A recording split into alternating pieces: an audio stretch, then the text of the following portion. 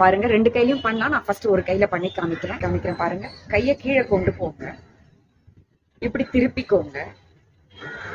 இப்போ மேல கொண்டு வாங்க. இந்த இடம் மடியுதா? இப்போ அந்த மடிஞ்ச மாதிரியே கையை திருப்பிக்கணும். இந்த பாம் வந்து ஸ்ட்ரெயிட்டா ஃபேஸ் பண்ணணும்.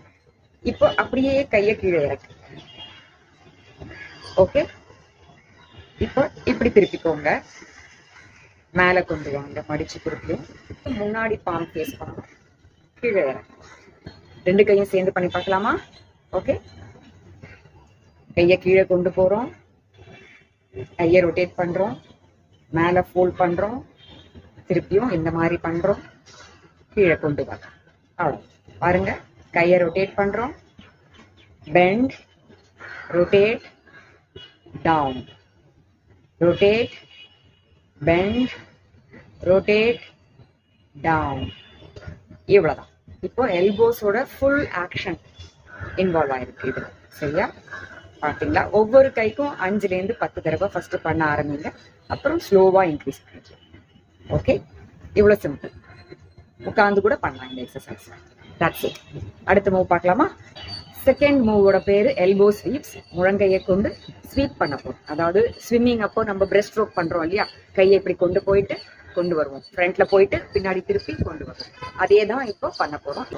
இதுக்கு பேர் தான் எல்போ ஸ்வீப்னு சொல்றோம். பண்ணி பார்க்கலாமா? பாருங்க. கை இப்படி வச்சுக்கோங்க. இப்போ ரொட்டேட் பண்ணி கையை இப்படி கொண்டு வாங்க. ஷோல்டர் லெவல்லே இருக்கட்டும், கை மேல வச்சுக்கோங்க. இப்போ இப்படி கொண்டு வந்துருங்க, ஸ்ட்ரெயிட்டா இப்படி கொண்டு வாங்க.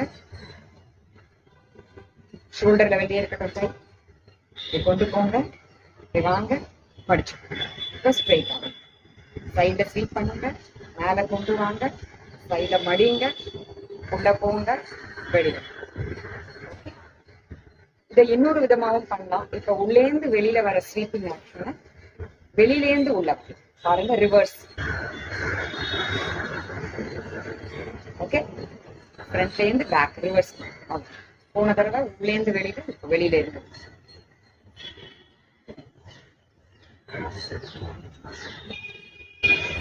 ஷோல்டர் லெவல்ல இருந்து இப்படி கீழே வச்சு பண்ணாதீங்க, வேஸ்ட். ஷோல்டர்ஸ் எப்படி வச்சுக்கோங்க, இதே லெவல்ல மெயின்டைன்.